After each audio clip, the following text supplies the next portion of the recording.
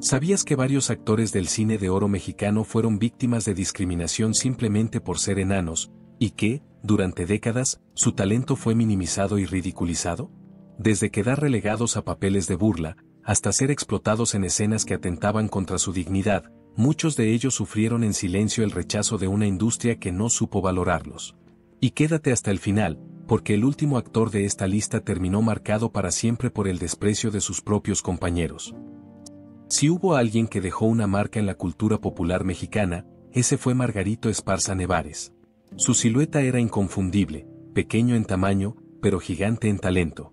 Durante décadas, este hombre supo conquistar al público con su voz, su simpatía y su singular manera de hacer reír. Sin embargo, detrás de aquella imagen de hombre sonriente se escondía una vida cargada de explotación, burla y un desenlace tan doloroso como indignante. Nacido en 1936 en San Ignacio, Sinaloa, Margarito creció en un entorno que no estaba diseñado para personas con su condición. Su enanismo lo hizo sobresalir desde joven, pero al mismo tiempo lo convirtió en un blanco fácil de mofas y abusos. Desde niño, trabajó en circos y espectáculos callejeros, hasta que su talento lo llevó a los escenarios de la radio y la televisión. Era un músico nato, componía melodías y poseía una voz única que lo hizo destacar en el mundo artístico. Durante la época dorada del cine mexicano, su figura se volvió habitual en numerosas producciones, compartiendo pantalla con íconos como Germán Valdés Tintán, e incluso con Kirk Douglas en Hollywood. Pero la fama tiene un tiempo limitado y, con los años, su presencia en la televisión y el cine comenzó a desvanecerse. Para muchos, Margarito era solo un personaje gracioso, alguien que provocaba risa por su baja estatura y sus ocurrencias. Sin embargo, detrás de la pantalla se encontraba un hombre con una existencia compleja. A pesar de que se le proyectaba con una imagen infantilizada, Margarito formó una familia y tuvo 3 hijos. También existieron rumores acerca de su cercanía con mujeres casadas en el punto más alto de su trayectoria, aunque aquello quedó en el misterio, ya que su figura pública siempre estuvo vinculada al humor y la música. Era un hombre solitario que, a pesar del cariño de la gente, nunca recibió el respaldo real de la industria. Con el paso del tiempo, su carrera fue decayendo y, conforme envejecía, su situación financiera se volvió cada vez más frágil. En los últimos años de su vida, su única fuente de ingresos eran las invitaciones a programas de televisión, donde su presencia no era precisamente para rendirle homenaje, sino para convertirlo en objeto de burla. Uno de los casos más lamentables fue su participación en Multimedios, donde lo llevaban únicamente para hacerle bromas crueles. Los presentadores se aprovechaban de su condición y de su necesidad económica para ridiculizarlo, empujándolo constantemente hacia la humillación pública. Era evidente que no se sentía cómodo, pero necesitaba el dinero. El actor que alguna vez había trabajado en Hollywood y al lado de los grandes del cine mexicano, ahora era tratado como un simple bufón. Para 2014, la salud de Margarito empezó a deteriorarse gravemente. Padecía problemas respiratorios y su cuerpo estaba debilitado, pero no tenía los recursos suficientes para atenderse de manera adecuada. En sus últimos años, su vida se convirtió en una batalla constante por subsistir. No contaba con ahorros, no tenía estabilidad económica y la ayuda que recibía era escasa. El 14 de mayo de 2016, Margarito falleció a los 80 años en un hospital de Ciudad Victoria, Tamaulipas, víctima de una neumonía. Se dice que no pudo costear su tratamiento médico y la enfermedad finalmente lo venció. Lo más doloroso de su historia es que, a pesar de haber sido un personaje importante en la televisión y el cine mexicanos, murió en el olvido y la pobreza, explotado hasta el último momento por una industria que jamás le otorgó el respeto que merecía. Lo que nos arranca una sonrisa muchas veces también nos provoca lágrimas. ¿Cómo olvidar los icónicos papeles del gran Margarito en la pantalla? Sin duda, un referente del cine de oro que merece ser recordado por su esfuerzo, su valentía y porque, aunque se enfrentó a la adversidad, siempre intentó destacar en un mundo que le puso el camino cuesta arriba. Hablar de Qué Monito es referirse a un personaje que, sin proponérselo, pasó de ser simplemente una mascota en la lucha libre a convertirse en un ícono de la cultura popular mexicana. No obstante, detrás de la fama y del cariño del público se esconde una historia de maltrato, explotación y un desenlace que, aunque no fue tan dramático como el de otros mencionados en esta lista, deja un sabor amargo al conocer cómo fue utilizado por la industria del entretenimiento. Qué Monito, cuyo verdadero nombre es Alberto Pérez Jiménez, nació en Guadalajara en 1967. Desde pequeño fue diagnosticado con acondroplasia, una forma de enanismo que impide el desarrollo normal de los huesos. En una época en la que las oportunidades de empleo para personas con esta condición eran prácticamente nulas, su destino parecía predeterminado: el circo o el espectáculo. Como era común en aquellos años, los niños con enanismo eran vistos como recursos para la industria del entretenimiento, y muchas veces sus propias familias los encaminaban hacia ese mundo, no siempre por decisión propia. Ante la falta de posibilidades en otros sectores, sus cuerpos eran usados como herramientas para provocar risa o sorpresa en el público. Que Monito debutó en la década de los 80 dentro de la lucha libre, pero no como luchador en sí, sino como parte del espectáculo de Tinieblas, uno de los gladiadores más reconocidos de aquella época. En aquel tiempo, los luchadores solían tener una mascota, término que hoy sería inaceptable, pero que en esa época estaba completamente normalizado. Bajo el nombre de Aluce, se convirtió en el acompañante inseparable de Tinieblas. Su personaje estaba inspirado en los duendes mayas de la mitología mexicana, lo que hacía que se presentara casi como un ser fantástico. Sin embargo, la realidad era que Monito no era más que un accesorio de luchador, forzado a participar en combates donde era golpeado, arrojado e incluso ridiculizado. Durante años, vivió a la sombra de Tinieblas, quien en más de una ocasión reconoció que Aluce no ganaba ni la 10ª parte de lo que él recibía. Era común verlo pateado fuera del cuadrilátero, usado como objeto de burla o expuesto en funciones donde su bienestar era lo menos relevante. A pesar de la evidente explotación, Monito no se quejaba. Para él era un empleo, y la lucha libre le brindaba una estabilidad económica que difícilmente encontraría en otro ámbito. En el año 2002, después de varios años interpretando a Aluce, se le presentó la oportunidad de reinventarse. La Arena México decidió darle una nueva identidad y lo bautizó como Monito. Con su ahora emblemático traje azul y amarillo volvió a conquistar al público, pero una vez más, ese reconocimiento no se reflejó en seguridad económica. Seguía percibiendo un salario modesto en comparación con las grandes estrellas de la lucha libre. Aunque la gente lo quería, la empresa no lo valoraba como debía. Su verdadero auge llegó con internet y los memes. En 2019, un video donde lo golpeaban en el ring se volvió viral, y Monito pasó de ser una figura secundaria en la lucha libre a un fenómeno de redes sociales. De repente, todos lo querían en eventos, entrevistas y comerciales. Pero aquí aparece la parte más amarga: internet lo hizo famoso, pero no rico. Aunque los memes lo transformaron en una celebridad, Monito jamás recibió regalías por el uso de su imagen. Playeras, muñecos de peluche y figuras de acción con su rostro se vendían mientras él no obtenía ni un solo peso. En entrevistas, él mismo confesó que seguía ganando lo de siempre mientras otros lucraban con su imagen. La situación se volvió tan evidente que en 2021 luchadores como Atlantis y Místico denunciaron públicamente que la empresa de lucha libre no le pagaba lo justo y que Monito vivía en condiciones precarias. A pesar de toda la fama, terminó su carrera como la empezó, sin dinero y sin un reconocimiento verdadero.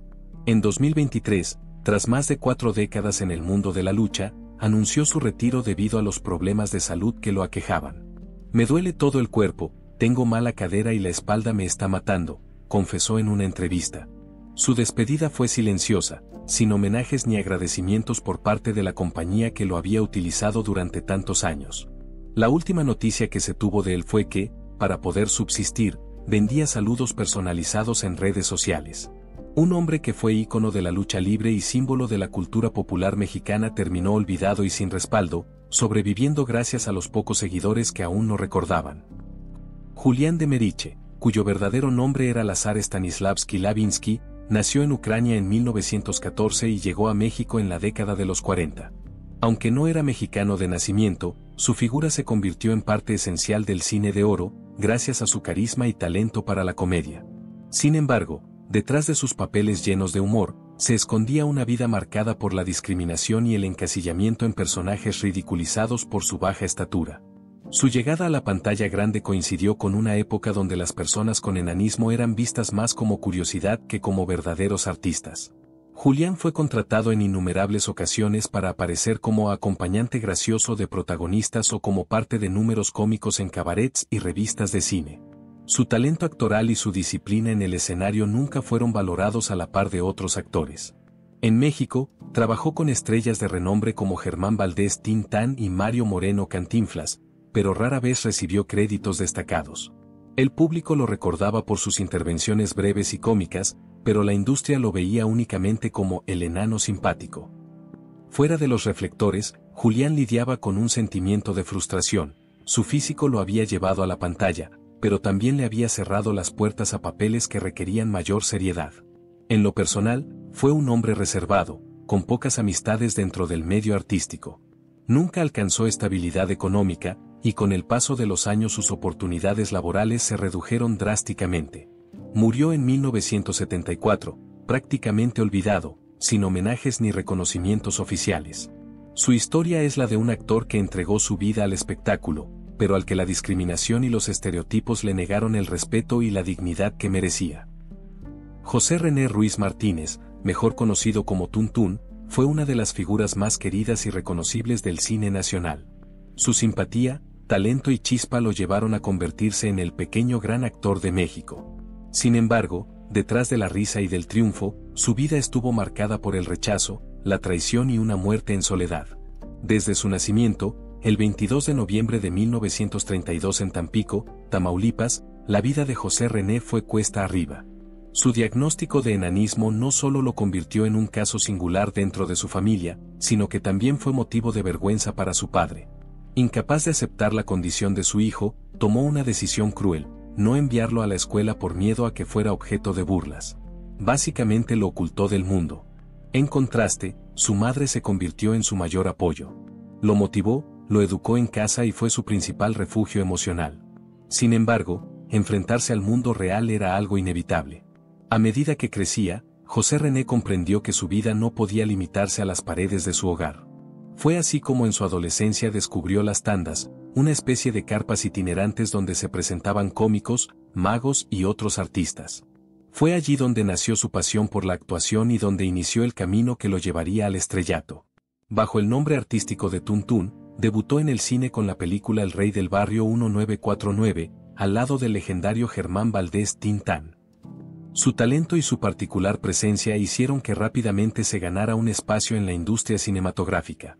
Colaboró con los hermanos Valdés en decenas de filmes durante la época dorada del cine mexicano. Tuntún consiguió consolidarse como un actor versátil. Aunque gran parte de sus papeles estaban relacionados con su estatura, su habilidad para la comedia le permitió destacar sin depender únicamente de su físico. Pero su trayectoria no se limitó al humor inocente. En los años 70, el cine mexicano dio un giro hacia películas con doble sentido, albures y contenido más atrevido. Fue en esa etapa cuando Tuntún alcanzó su mayor fama, participando en cintas de comedia pícara. Su presencia en esas producciones le otorgó notoriedad y dinero, aunque también provocó que lo encasillaran. Con el paso del tiempo y los cambios en la industria, sus oportunidades de trabajo empezaron a reducirse. Aunque alcanzó muchos triunfos en lo profesional, su vida personal fue una historia completamente distinta. Contrajo matrimonio con la bailarina Rocío Gens, quien no solo fue su pareja sentimental, sino también la puerta de entrada a nuevos círculos dentro del espectáculo.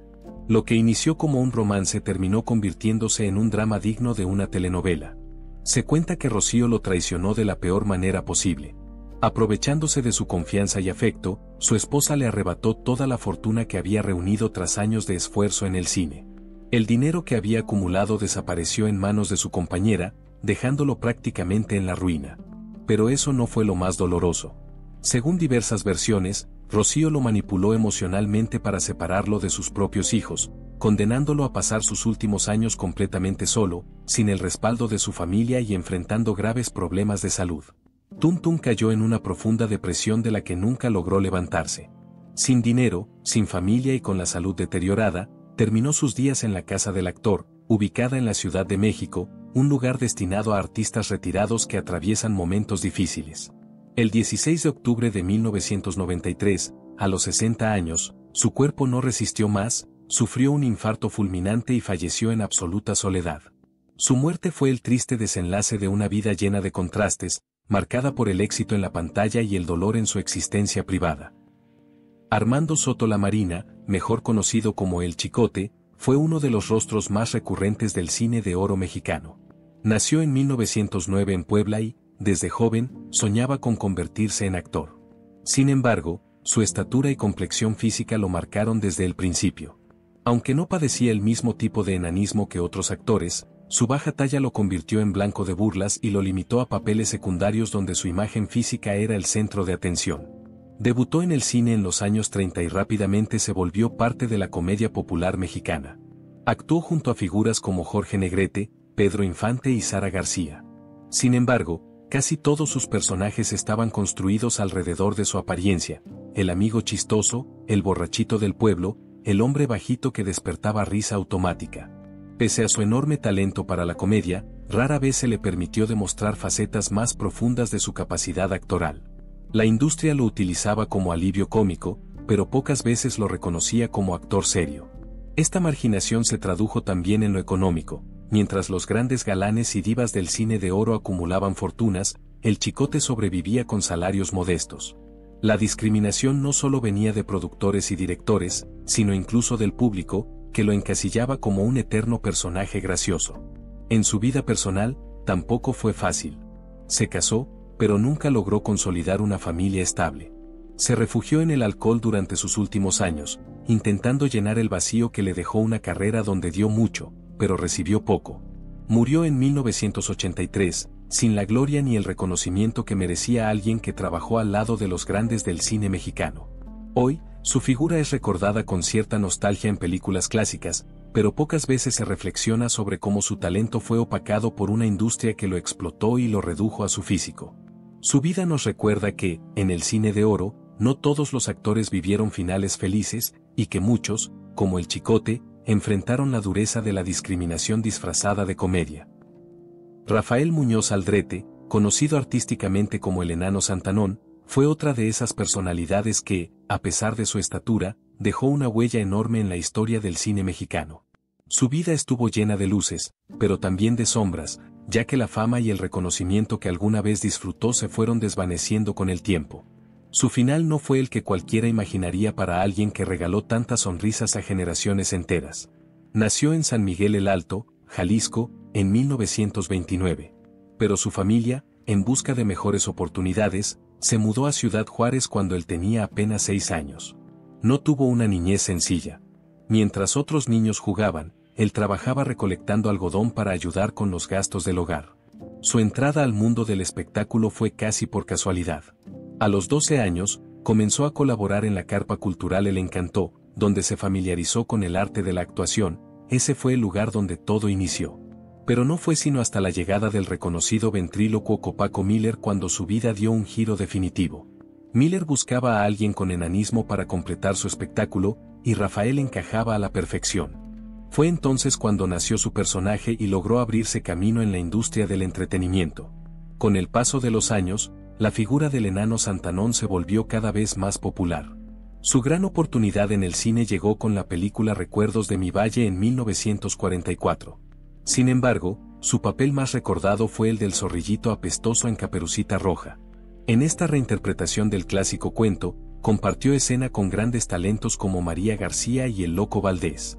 Gracias al cariño del público, fue invitado a participar en más producciones y programas hasta consolidarse como un referente del cine infantil y de la época dorada del cine mexicano.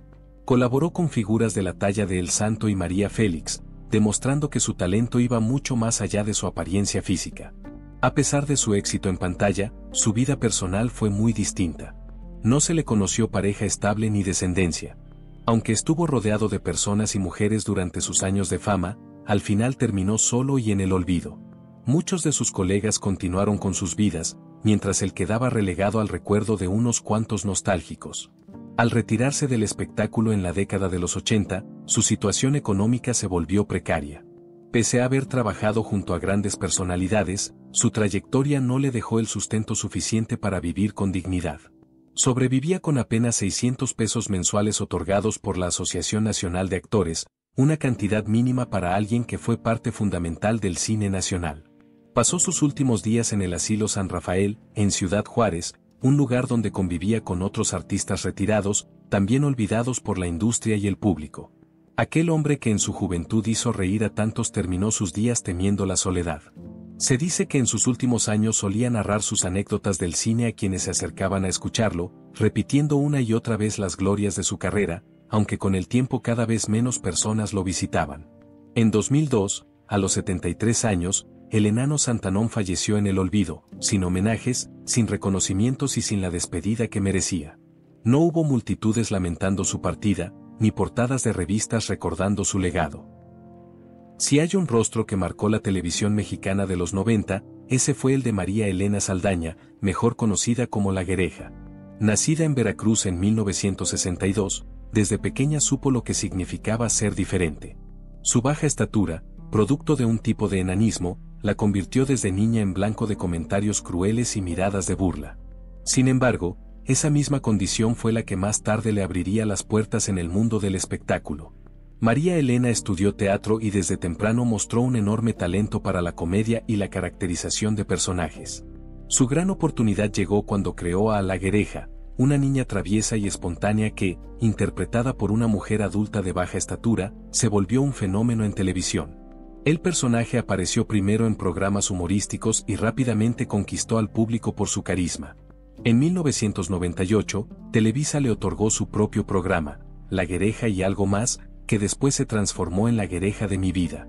Durante varios años, su personaje protagonizó sketches cómicos al lado de grandes comediantes y figuras de la televisión, consolidándose como uno de los rostros más reconocidos del entretenimiento familiar. Pero lo que parecía un triunfo absoluto escondía también sombras. La industria la encasilló en ese único personaje. Para el público, María Elena era siempre La Guereja, y rara vez se le ofrecieron papeles distintos que valoraran su talento más allá de su estatura. Aunque el personaje le dio fama, también la limitó. Muchas veces confesó que deseaba hacer papeles diferentes, pero la televisión solo la buscaba para explotar el físico que la hacía ver como una niña. A lo largo de su carrera enfrentó la discriminación de colegas y productores que reducían su capacidad actoral a una curiosidad graciosa. Su estatura fue usada como recurso de comedia más que como parte de un trabajo serio. Ella misma declaró en entrevistas que, si bien agradecía el cariño del público, le habría gustado tener más oportunidades en teatro y cine, donde pudiera demostrar que era mucho más que el personaje que la hizo famosa. En lo personal, María Elena también tuvo que superar obstáculos. Ser una figura pública con enanismo implicaba escuchar constantemente comentarios hirientes sobre su físico, incluso en medios de comunicación. No obstante, su fortaleza y sentido del humor le permitieron continuar. Con el paso de los años, se convirtió en un ejemplo de perseverancia para muchas personas con condiciones similares, demostrando que el talento puede abrirse paso incluso en una industria que discrimina. Aunque ya no aparece con la misma frecuencia en televisión, La Guereja sigue siendo recordada como un personaje entrañable de la cultura popular mexicana. La historia de María Elena Saldaña es la de una mujer que transformó la burla en éxito, pero que también cargó con el peso de haber sido reducida a un estereotipo, en lugar de ser reconocida en toda la magnitud de su talento. José Eduardo Rodríguez, conocido como Medio Metro, es un joven originario de León, Guanajuato, que alcanzó gran popularidad en redes sociales gracias a sus peculiares pasos de baile y su caracterización del personaje de El Chavo del Ocho. Sin embargo, detrás de su éxito se oculta una historia llena de altibajos, polémicas y retos personales. Desde muy joven, José Eduardo padeció el rechazo y las burlas debido a su baja estatura, lo que lo llevó a caer en el mundo de las drogas e incluso a pensar en el suicidio. Afortunadamente, encontró un refugio en el baile y el espectáculo, uniéndose al grupo Sonido Pirata, donde adoptó el personaje de Medio Metro y comenzó a ganar notoriedad en plataformas como TikTok. A pesar de su creciente fama, la relación con Sonido Pirata se deterioró. José Eduardo denunció malos tratos y una remuneración económica injusta, asegurando que apenas recibía 500 pesos por cada presentación. Esta situación lo impulsó a iniciar su propio camino de manera independiente, lo que provocó una serie de disputas y enfrentamientos públicos con su antiguo equipo. En esta nueva etapa, Medio Metro tampoco ha estado libre de controversias. Su representante actual ha sido señalado por actitudes humillantes hacia él, llegando incluso a referirse a José Eduardo como su esclavo y su propiedad durante presentaciones en vivo. Estos hechos han despertado preocupación entre sus seguidores, quienes temen que esté siendo víctima de explotación y abuso. En el ámbito personal, José Eduardo anunció en enero de 2024 que se convertirá en padre por primera vez junto a su pareja, Guadalupe. Expresó su alegría y mencionó que desde hace tiempo soñaba con formar una familia. ¿Y cómo estás? Hay muchas más historias de discriminación y dolor que el cine de oro prefirió esconder bajo la alfombra. Así que suscríbete y no te pierdas los próximos videos, donde seguiremos destapando todo lo que la industria nunca quiso que supieras.